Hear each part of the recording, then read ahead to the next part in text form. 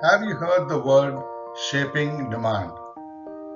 Are you looking to capture the most profitable demand or suitable demand for your organization? This is the right video for you. I am Grenville, planning coach, and I am here to talk about how to use demand planning to capture the demand that is most suitable and profitable to your organization. Demand planning is the process of forecasting the future needs of any specific product or service that you offer to the customer. This is a process that is used to look and predict what could be the future requirements of the market and the customer based on various factors as well as market information received through the commercial and the sales team. Demand planning is an essential step of the supply chain planning process. This process uses the past to predict the future. As you know, most probably whatever has been your past performance is most probably going to be what you will do in the future. Of course, subject to various conditions that could change depending on the market and the needs of the customer. So first step is to take your past performance and create what is known as the base demand of the customer. To this, we incorporate the internal and external changes that have happened. For example, if we have launched a new product, we add those products in which could not have a history but would be a predictive forecast which the customer needs.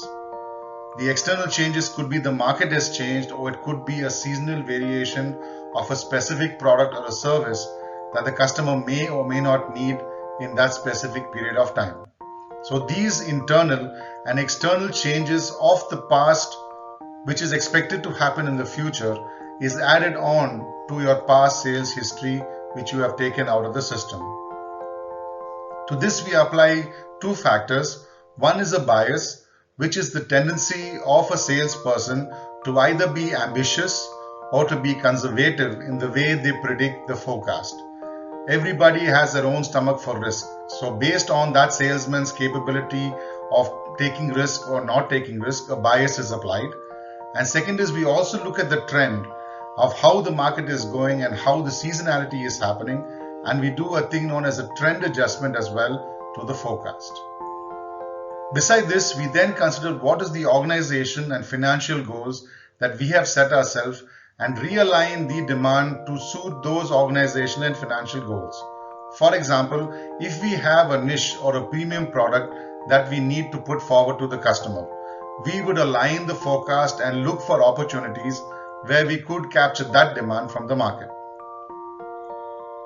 The third would be to achieve a consensus demand. Basically, the demand planning team, the commercial team, and the outside marketing department would sit together and arrive at what they would think would be the most likely demand of the market. We would then use real-time analytics to monitor the performance of this forecast and keep doing changes in real time as we go forward to implement this demand forecast.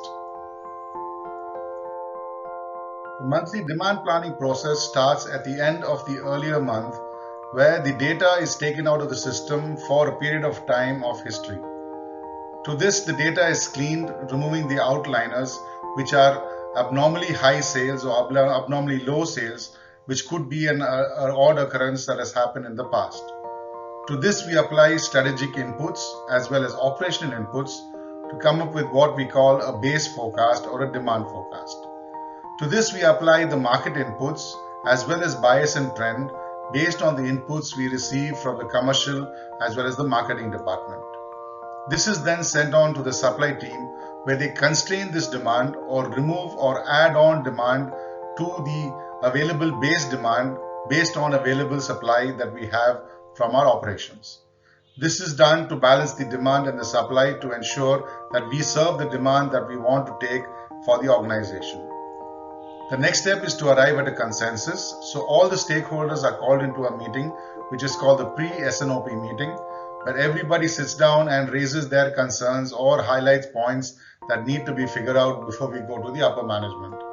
And the last step in the process is to go to the management and have an executive SNOP meeting, where the final forecast and the final plan is given to the upper management and their inputs are collected. If there is a strategic change to be done, this feedback and strategic direction is given to the team, which is incorporated in the current or the future months of forecast. So this is a cyclic process that happens every month, starting at the end of the current month and goes on to the end of the next month. A well-run demand planning process has many benefits. First and foremost, it improves the forecast accuracy, removing waste and redundancy from the process and accurately able to predict our forecast to the management. It also helps to increase the product scheduling as well as the product availability. It helps you collect the demand you want for your organization. If you're able to predict a specific need that is arising in the future, you can plan changes to your process and your equipment to make available the product for capturing an opportunity in the future. The best is that you can optimize your inventory, keeping the right inventory that is needed by the customer and getting rid of redundant inventory. You could optimize your manpower as well. Depending on when you need an additional manpower, you could bring them in as well as let them go if you do not need additional manpower, bringing down your overall cost of running a process. And the best part is you would create an efficient cash flow management, which would be clearly visible when you're running into an issue well in advance. So you could prepare to handle it well and manage your cash flow process overall as an organization. The things you need to keep in mind with the demand planning process is that you do not want to make it more complicated than it is to be. Keep it at a level of granularity that you need for your process. It could differ from organization to organization as well as product to product. So my advice is do not make it more complicated than it needs to be. There is an inbuilt inaccuracy due to the uncertainty in the market. So never expect an exact forecast and always make multiple scenarios available to the management so that you would be prepared in the event of the market going down or going up and be able to quickly change your plan and absorb that shock into the system.